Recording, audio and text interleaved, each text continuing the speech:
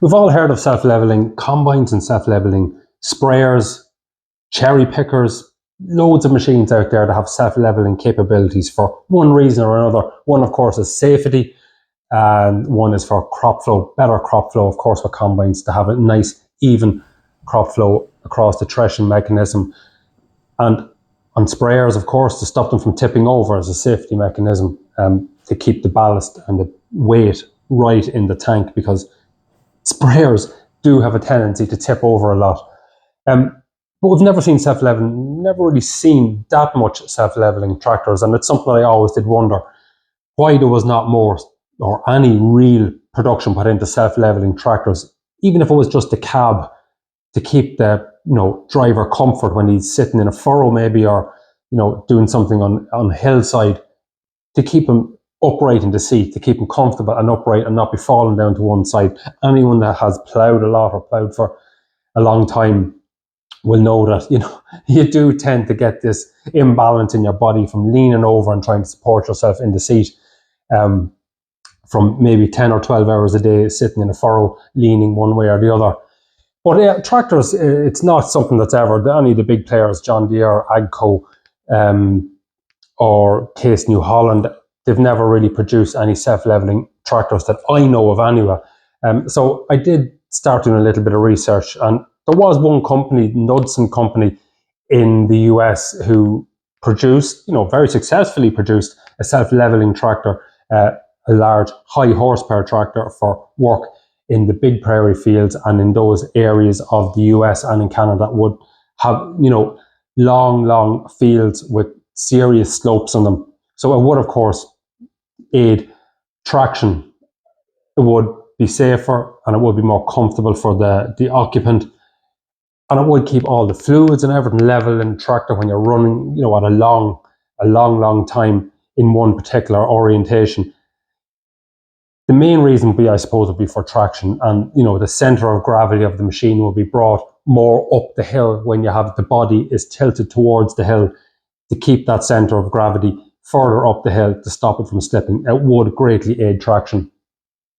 So how did they do it? I suppose the easiest way is with hydraulic cylinders, and in this particular case, and I'll read through the story of the Knudson Tractor Company, this particular case, it was done with mercury switches that would sense the tilt. There would be a various arrangement of mercury sensors that would, adjust, send a current to a particular solenoid when it was at a certain orientation or a certain tilt, that would open a solenoid or close a solenoid, as the case may be, to alter the oil flow to a left bank of cylinders or a right bank of cylinders, to alter the height of the machine.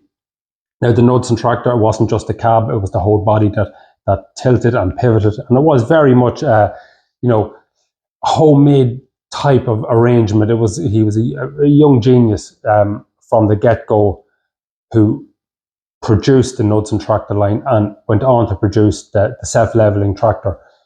And I'm going to talk through his story now. I'd never heard of it until about 3 or 4 weeks ago. I came across a video on YouTube with the tractor actually operating. Wasn't doing much work. It was actually just driving down the road, and I did look a little bit more into it. And there was one very good video, descriptive video of the company on YouTube, and I did read through or watch through it, and it did spark my interest. So here it is anyway. This is the story of Jerome Knudson.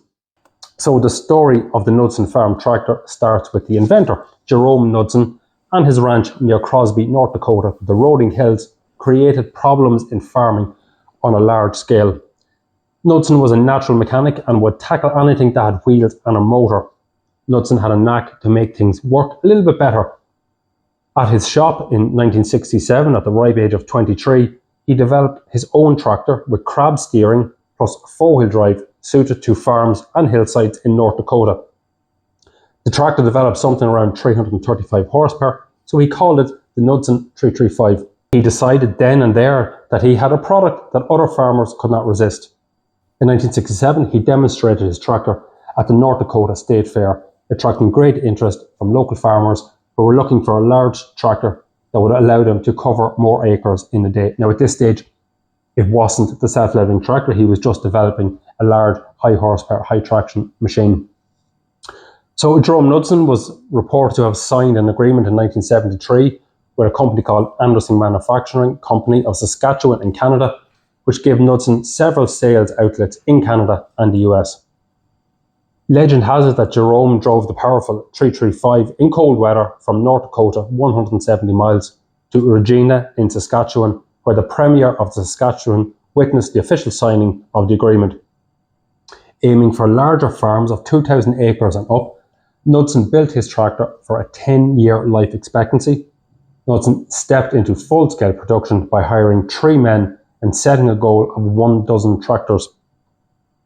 Crosby, North Dakota, a remote town nestled on the lonely North Dakota prairie near the Canadian border, seems like an unlikely place to start a small factory, but on the other hand, maybe it isn't so unusual after all. At his new factory, he built 2 models, the 260 and the 360. They were both painted green and white. His original 335 has used a Cummins 743 cubic inch diesel engine that produced 220 horsepower.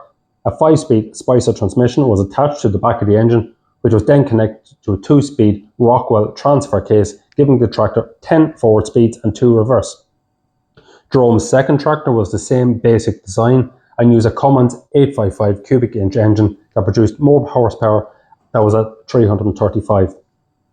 The Knudson Tractor Factory began making the Model 260 with an 855 cubic inch Cummins diesel engine that produced 310 horsepower. The Model 360 and the 855 cubic inch turbocharged diesel engine that produced 360 horsepower. The 2 models could be outfitted with either a manual 6-speed Spicer transmission and Rockwell 2-speed transfer case, or a power shift transmission that employed a 6-speed transmission and a transfer case built by Twin Disc. Having grown up on a farm in North Dakota, Jerome Knudson was well aware of the severe weather and winters and summers and of the lack of any comfort provided by an open station tractor. He made sure that his tractors provided a cab tall enough for a tall operator to stand while driving the tractor. Rubber mounts and insulation were added to the cab to reduce vibration and noise. A deluxe seat was also added that could swivel to look out the back window. A self-leveling feature, this is what we are interested in, was added to the tractors in 1974, and this allowed their use in steep hill country, ensuring proper oil levels in the engine and transmission, as well as greater operator comfort. The self-leveling feature featured a mercury switch to shift the weight of the tractor to the upper wheels. The Hillside Tractor was designed for operation in hills like those of the Palos area in Washington. Knudson built 22 tractors in his farm shop and secured a patent in 1977 for his tractor design. He sold his patent and manufacturing rights, as well as the Knudson name and logo, to the Allman Brothers from Holdridge in Nebraska.